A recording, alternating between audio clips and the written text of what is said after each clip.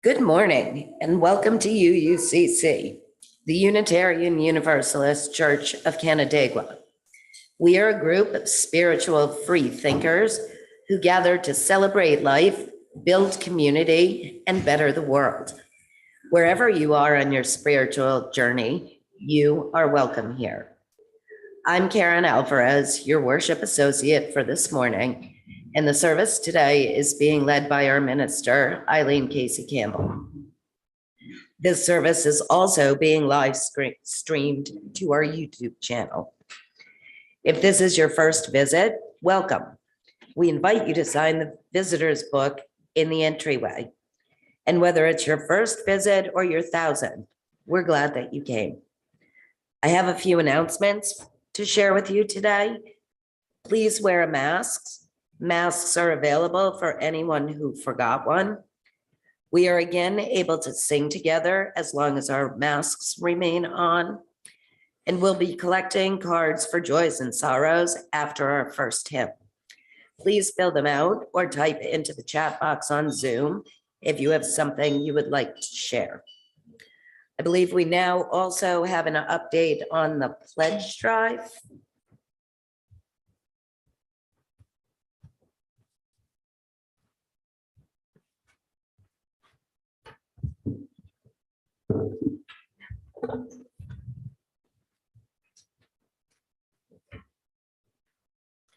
Good morning, all. I'm Erin Waller, one of the 3 of our pledge drive team this year. We want to thank you all so much for submitting your pledges. If you haven't done so, we would love you to in the very short term so that we can finish up our pledge drive. I'm happy to report that we're at 76% of our goal, which makes us very happy, but we would love to be able to crush that goal at 100%. Our goal this year is $75,800. You can submit your pledge at canandaiguauu.org. The pledge form is there. However, if you would like a paper form mailed to you, you are certainly able to reach out to myself or Pat Mells, and we would be happy to get one in the mail to you. So if you take a look at our pledge-o-meter, if you will, we're almost there with all of our petals filled, and we would really appreciate everyone to submit their pledges. If you don't already pledge, you certainly can. It helps bring worship to us every Sunday and all of the other great works that our church does as a community. Thank you.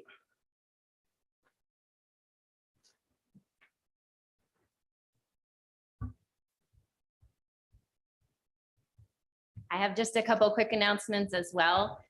First is that after our service today, we will have an egg hunt out on our playground and backyard.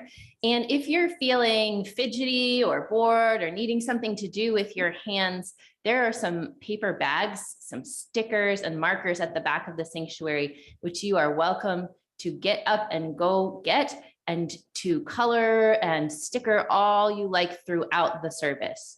We have an intergenerational service today, but if you feel like you are too wiggly and you just need to walk away, there is a room in the basement with some toys and some quiet space if you need that. And I want to let you know, if you're thinking about where to put your joys and sorrows, if you come with joys and sorrows on your heart this morning, there are possibly blank pieces of paper tucked into your hymnals. I went to battle with the printer this morning and I lost. But those blank pieces of paper will hold our joys and sorrows as well as our hearts. Are there any other announcements for the good of the community? As we prepare to be fully together, I remind you to silence your phones and devices. We now enter a space of worship.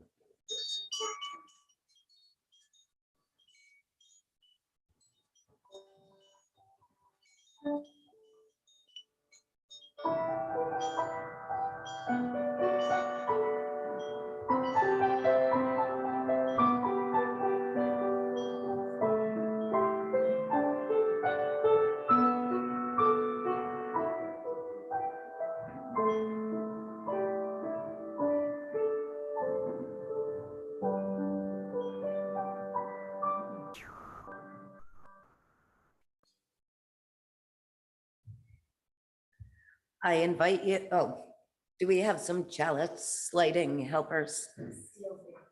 The Steele family. Thank you.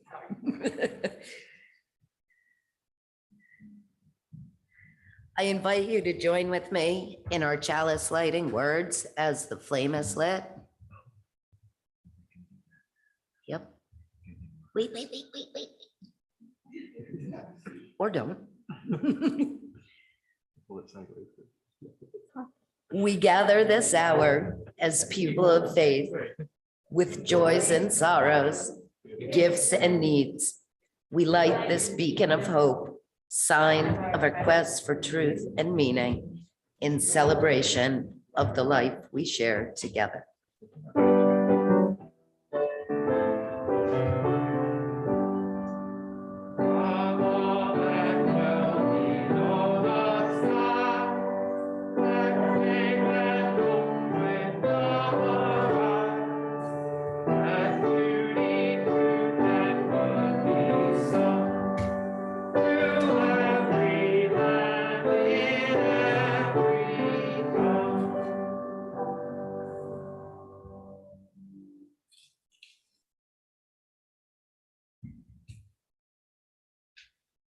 Gardening can make you feel so powerful.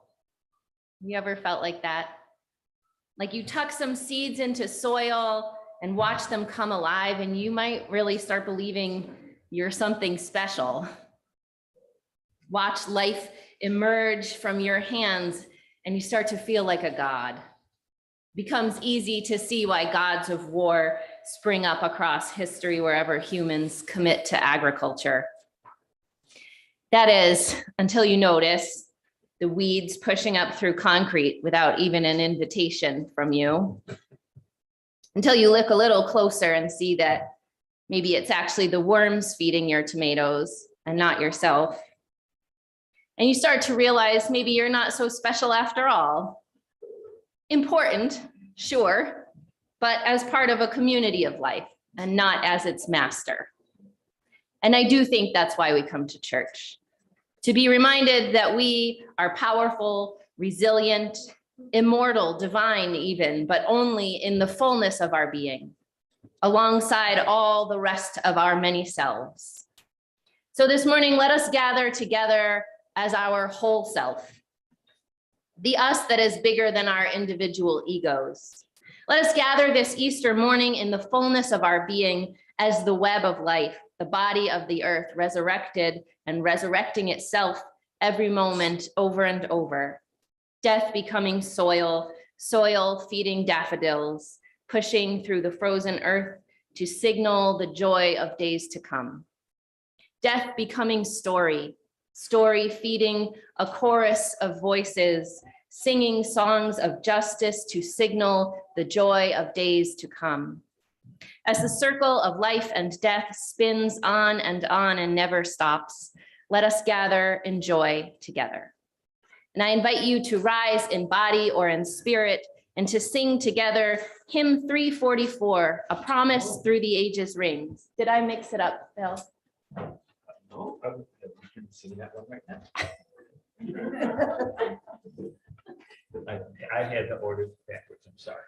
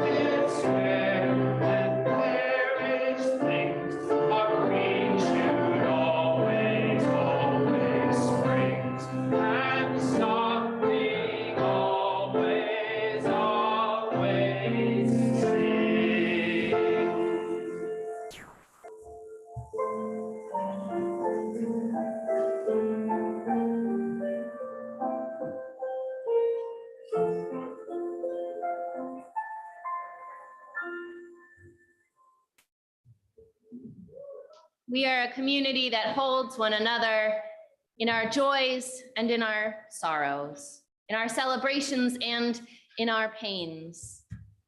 In all of these, we say to one another, we are with you. So I invite you, if you have big joys or big sorrows on your heart this morning, to fill out the card, which may be blank, tucked into your hymnal or on your seat, and pass it forward now.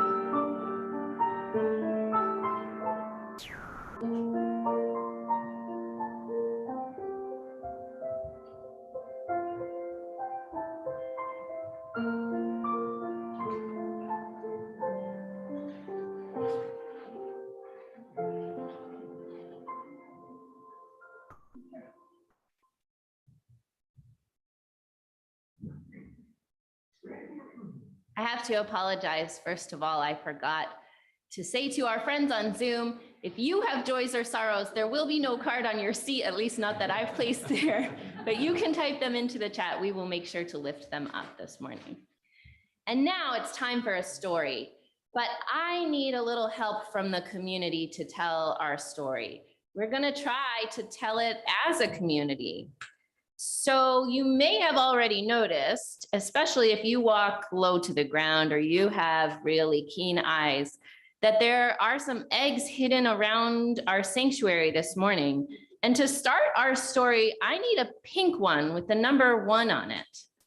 Does anybody see a pink egg with the number 1 on it? Rory, you have it? Could you open it and see if there's a picture inside?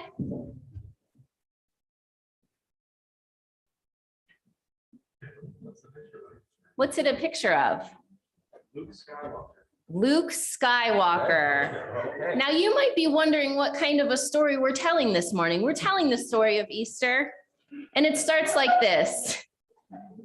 Jesus, from what we know of him, was like Luke Skywalker, a rebel within an empire that did many evil deeds. Jesus's work and teachings, as far as we know, throughout his life were subversive to the power of the empire that was called Rome. There was no Darth Vader, but there was an emperor who oppressed the people that Jesus cared for. And so he built around him a community of folks who were also willing to be subversive to empire. And now for the next part of our story, I need an orange egg with the number 2 on it. Does anyone see an orange egg? You have it. What's inside? Is there a picture?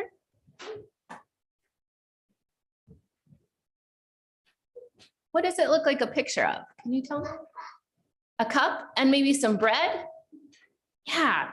So Jesus gathered during the holiday of Passover, which is happening right now, although long, long ago, he celebrated it differently than people do now. But he gathered with his friends to observe this holy day, to eat and drink and to pray. And on that night, because of his rebel tactics, he was captured by Roman soldiers in the garden outside where they had eaten. And we want to find out what happens, right? So can anyone find a yellow egg with a number 3?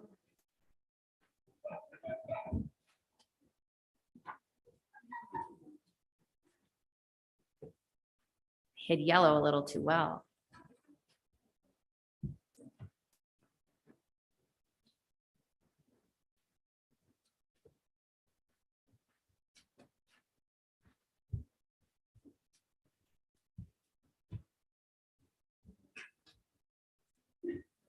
Is yellow number 3 lost for good? Someone sees it. Thank you, Mary. Oh. Aha. What's inside yellow number 3? a Roman soldier. Because what happened next is that the powers of empire, the regional ruler, the court system, the soldiers, the money makers who paid Jesus's friend to turn him in, and the everyday people who stood by and watched, all these powers of empire combined and executed him on a cross. And now we need a green egg with number 4. Green number 4, you have it. What kind of picture is it? A sunset. After Jesus was executed, the friends and family who had gathered around had to wait to wash his body and bless his body until the Sabbath was over. The sun had already started going down, and it was forbidden in their religious law to handle a dead body, to do any funeral rites on the Sabbath. So they had to wait a whole night, a whole day, and another whole night. And so Joseph of Arimathea offered his own tomb to place the body in while they waited until Sunday morning. And that is what they did. And now we need a light blue egg with the number 5. A light blue number 5.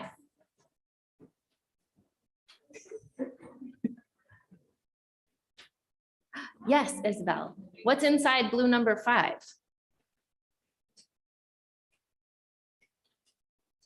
A picture of a tomb with the rock rolled away. You know this story already, I suspect. But that is indeed what's in the blue egg, number 5. 3 women who loved Jesus, Mary, the mother of James, Mary Magdalene, and Salome, his 3 friends, went to care for his body on Sunday morning when the sun rose and the Sabbath was over. And they found the stone rolled away from the tomb. And they found that the tomb was empty. And what happened next? We need a dark blue egg, number 6.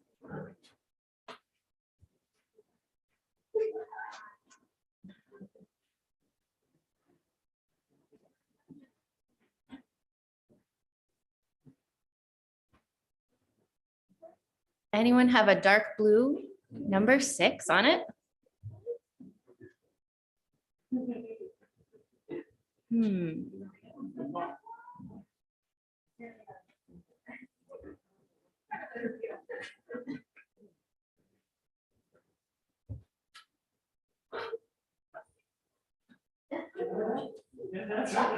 Do you see it? You can pick it up, guys.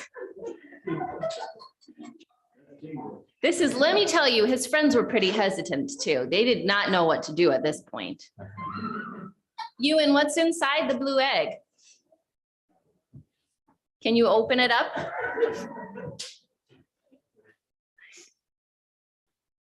Looks like they rolled the rock away and people are running away. 3 women? His 3 friends. Beside the tomb, they saw a strange figure dressed in white who told them that Jesus was not there. He told them that Jesus had been raised and to go and tell everyone they saw. But they were too afraid, the story says, and instead they ran away. And now we need a purple egg with a number 7.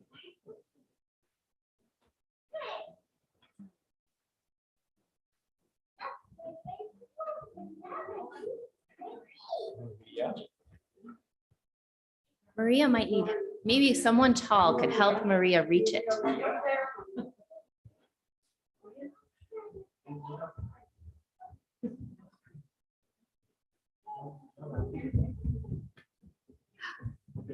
What's inside your egg, Maria?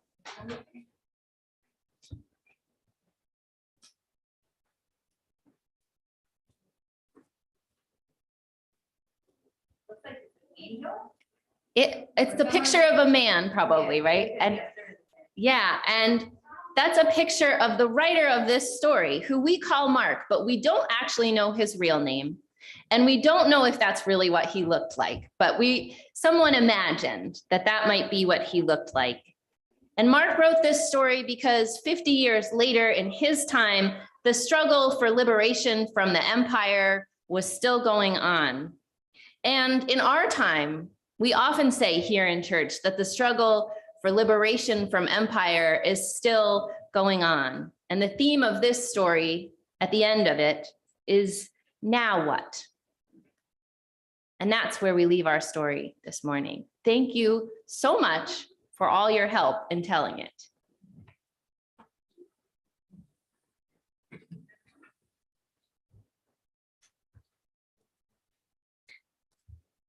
Now is the time in our service to join together in the spiritual practice of generosity. Our gifts support our church in its work. That work is summarized in our covenant. The covenant for UUCC says, in service of the values that unite us, we will recognize the inherent value of each person, foster a community of compassion and caring for all, value our diverse opinions, and engage respectfully in all interactions. 1/4 of our plate collection for the Muddy season goes to the Women's Foundation of Genesee Valley, an organization with the goal to promote economic self-sufficiency for women and girls through grant making, education, and advocacy.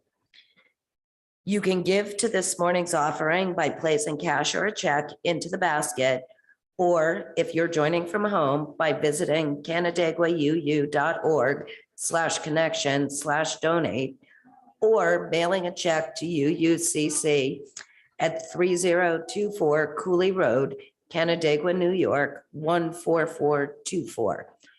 In either case, make a note that your gift is intended for today's offering.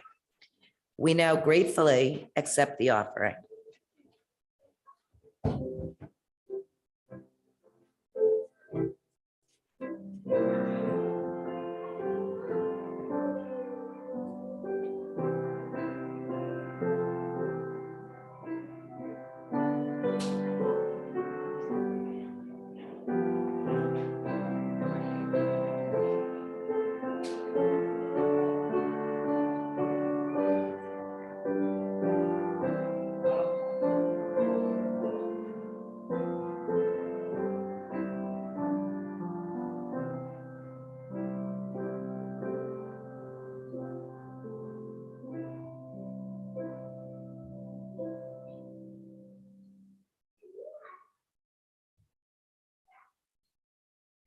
We are holding all sorts of feelings in our hearts today.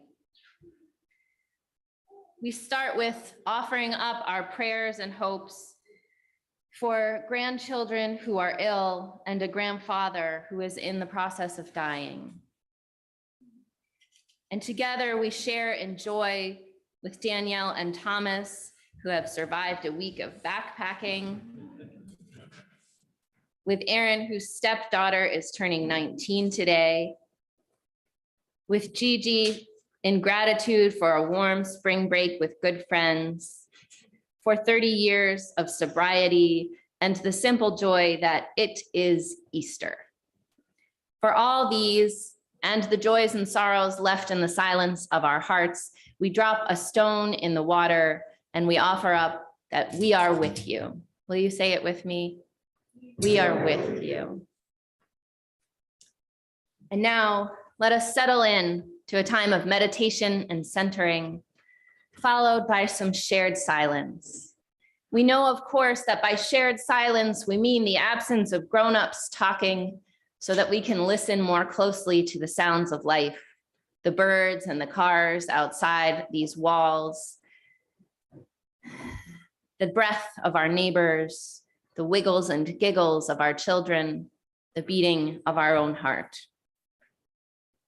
This morning's meditation is by Starhawk.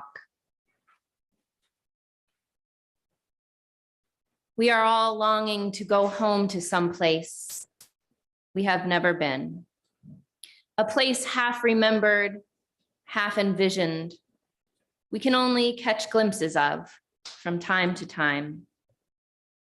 Community. Somewhere there are people to whom we can speak with passion without having the words catch in our throats. Somewhere a circle of hands will open to receive us. Eyes will light up as we enter. Voices will celebrate with us whenever we come into our own power. Community means strength that joins our strength to do the work that needs to be done. Arms to hold us when we falter. A circle of healing, a circle of friends. Someplace where we can be free. Amen.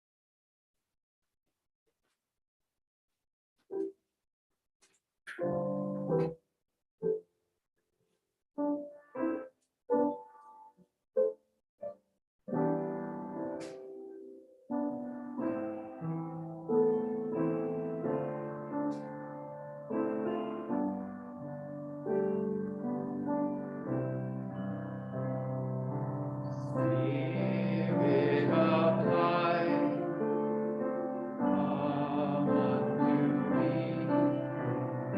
Sing in my heart all the sermons of compassion. Flow in the wind, rise in the sea. In the hand, giving life the shape of justice. Whose holy love wings set me free. Spirit of life, come to me, come to me.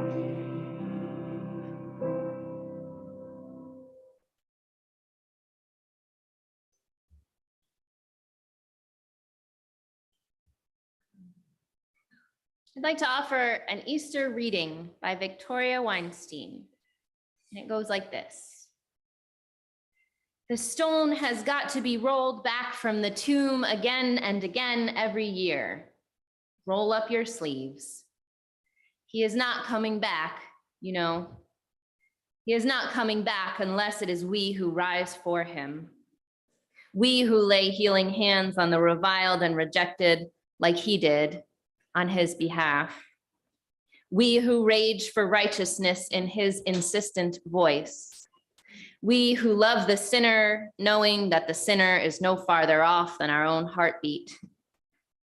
He will not be back to join us at the table, to share in the extravagant banquet, the love feast.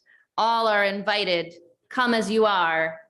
And so it is you and I who must feast for him, must say grace and break the bread and pass it to the left, and dish up the broiled fish or pour the wine and pass it to the right, and treat each one so tenderly, as though just this morning they made the personal effort to make it back from heaven or from hell, but certainly from death, to be by our side.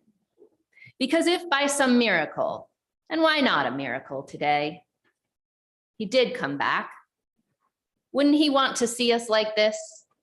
Wouldn't it be a miracle to live just for one day, so that if he did, by some amazing feat, come riding into town, he could take a look around and say, this is what I meant. And we could say, it took us a long time, but we figured it out. Let us live to make it so. You are the resurrection and the life.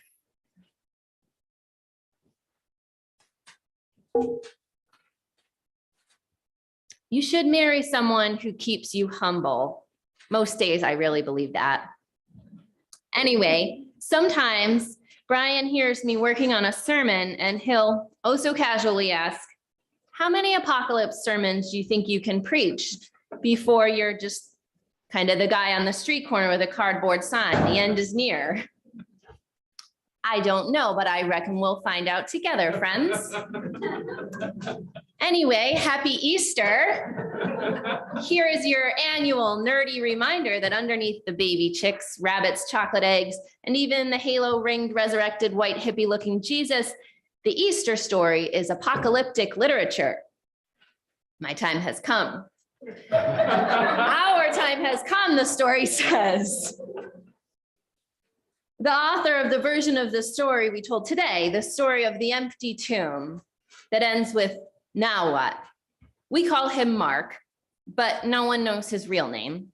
He wrote it about 50 years after the time that the story was set in. And in those 50 years or so, the Roman Empire had violently crushed the many anti-Roman Jewish movements, like the sect Jesus had led, and many others, retook political control of Jerusalem and burned the temple, the sole site of Jewish worship in the world at the time, burned the temple to the ground.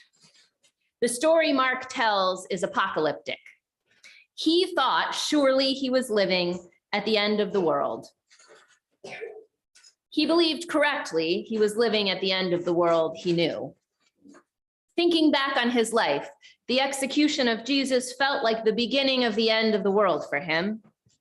And to the authors whose works make up the second half of the Christian Bible, it felt that way too. How will we go on now? This is the chorus of these stories, especially Mark's, the earliest and the most raw. There is no resurrected and glorious Jesus in his telling, just the empty tomb and 3 women too afraid to tell a soul. Only we have the story. He wrote it. We told it today. We tell it every year. So very many souls have been told of this tender story of someone's world falling apart. This story's existence, as we read it or hear it, lets us realize that somebody told someone, maybe those 3 named women who loved their friend, turned to their community in their sorrow and told what they saw. They turned their grief into story, the story into 1,000 songs that cover the whole world. The other later books tell about the life and death of Jesus, and they have a sort of postscript added. They tell about Jesus's friends encountering him, resurrected, alive again in body, though weirdly not a body they can recognize. That's a different sermon. They get the gift in these postscripts of more time with their beloved friend, more teachings before he leaves for good, and the promise that they too will not be bound by death. This is the harder part for me. I've never, even in my days as a devout Christian, been able to hold on to belief in a Jesus who actually literally rose from the dead. I think I'm probably not alone in that this morning. I just think probably not. And as for any promise for the rest of us, what happens when we die, when our world falls apart? Well, I like Mark's gospel the best because his answer to what happens at the end of things is essentially, and that's all the theological wisdom I can come up with about death as well. At least that is until I started reading Oscar Romero. Like Jesus, he spent his ministry feeding, caring for, and organizing the poor, only in El Salvador in the 1970s. As the empire of his time, the United States, backed brutal death squads in his community, he told the truth about it. He practiced civil disobedience and amassed an enormous following. He demanded justice and was subject to intimidation and threats on his life. Shortly before the agents of that empire, this empire, assassinated him, he said this: "If they kill me, I shall rise again in the Salvadoran people. If the threats come to be fulfilled, I offer my death for the resurrection of El Salvador. Among the least acknowledged and most prominent characters in the gospel writings is the crowd. Everywhere that Jesus is teaching lessons, telling stories, performing miracles, we hear that he is surrounded by a crowd. He is not who he is, apart from this unnamed, undescribed, and nearly forgotten assembly of others. And the miracles that the gospel storytellers wrote about in the midst of the collapse of the world that they knew are all little subversions of empire. We hear about the Jesus who heals because Rome leaves bodies wounded. We hear about the Jesus who feeds because Rome starves. We hear about the Jesus who restores life because Rome destroys it. Did he really work miracles? I think it's as likely as him awakening from death. And it doesn't matter. That's not the point. His community told about miracles, these miracles, because that was how they resurrected him in story. His resurrection was in the words they whispered to one another when everything seemed to fall apart. Hope is not dead, they told one another. Empire is not the only power at work in this world. An empire doesn't get to win this one. I've been part of a little intentional community since I was quite young. And we used to play a game together called Apocalypse Resume. It was a lot of fun back when things were a little less apocalyptic. We'd try to come up with our end of the world skills, what we'd put on a resume of survival when everything fell apart. So the healthcare workers listed first aid and triage ability with confidence, and the crafters would list their mending, knitting, weaving, or repair skills. And the, shall we say, more adventurous among us would list a willingness to liberate medicines from pharmacies and canned goods from stores. But when I watched the footage of Ukrainian citizens huddling together in the subway of Kyiv while bombs fell above them, I thought about these lists. With war and disease and climate collapse looming, sure, it's important to know how to fix a bicycle and how to save seeds. But what did people do in that moment? In the moment of the end of the world that they knew? They held each other and they sang songs. They showed their story to the world.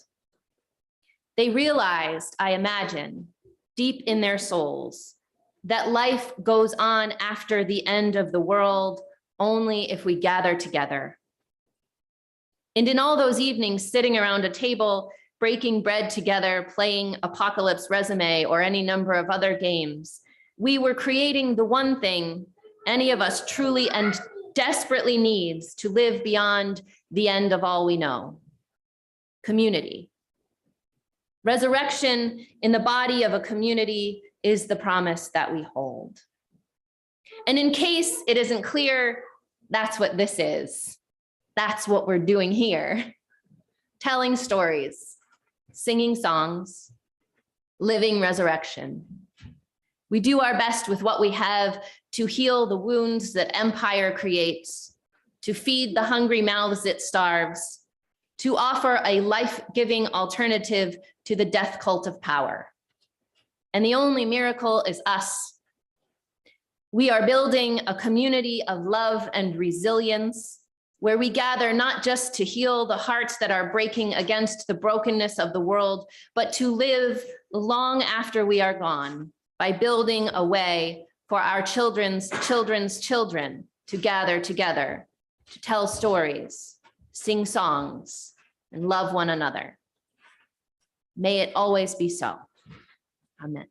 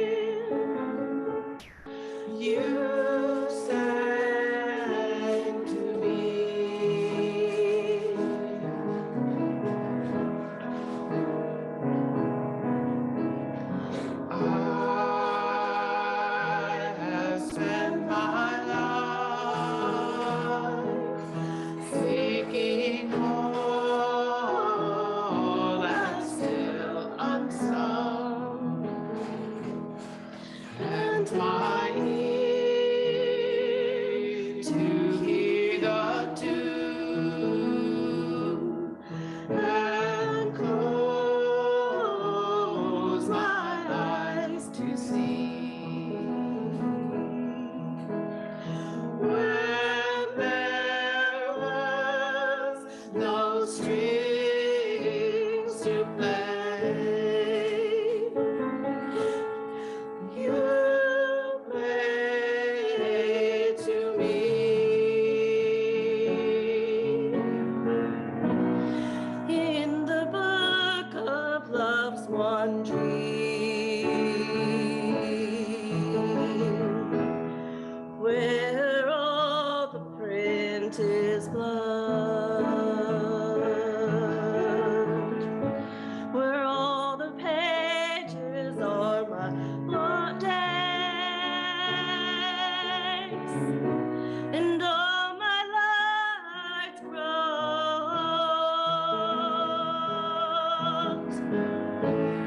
When I had no wings to fly, you flew to me.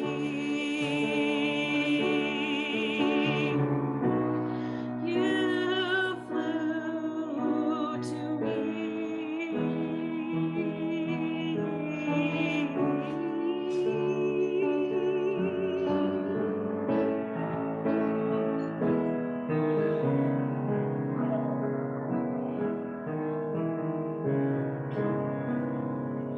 in the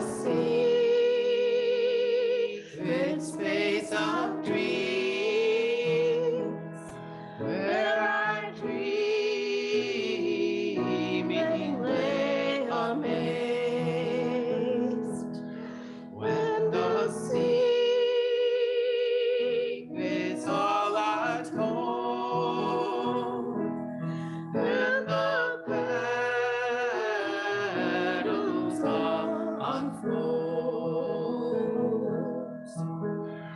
when there was no dreams of mine,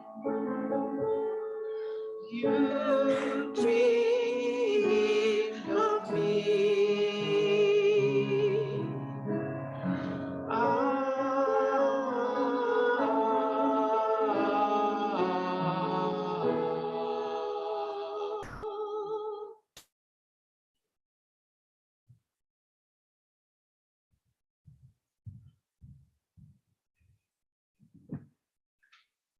Thank you, Aaron and Bill.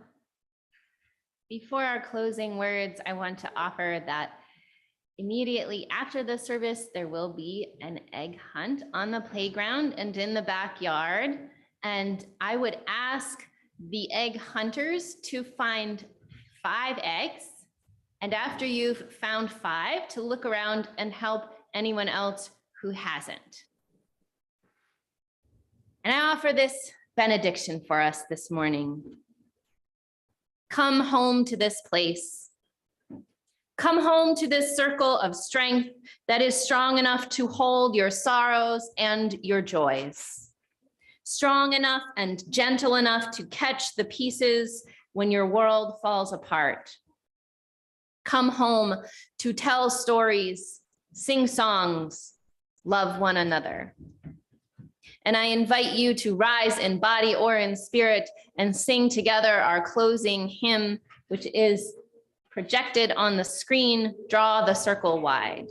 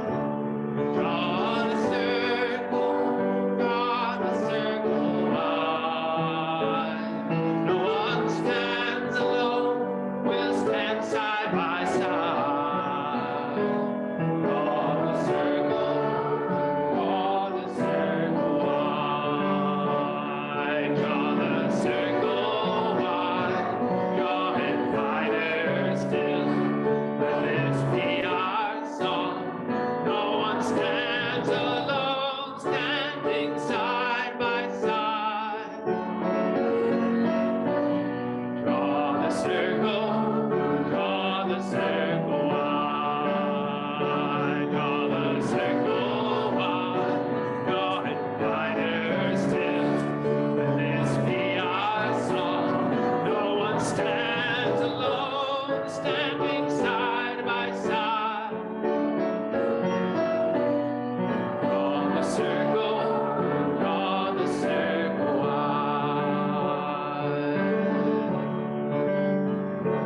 In your sadness and in your grief, all the pain, it seems there's no reprieve. We will hold you until the storm subsides. Draw the circle wide. Draw the circle wide. Draw it wider still.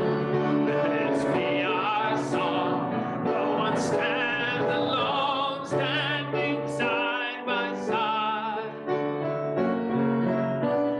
Draw the circle wide. Draw the circle wide.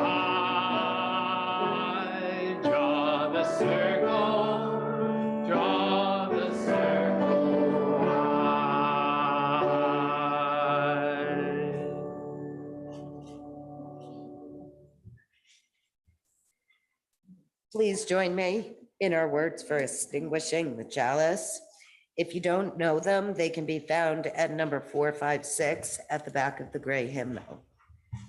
We extinguish this flame, but not the light of truth, the warmth of the community, or the fire of commitment. These we carry in our hearts until we are together again.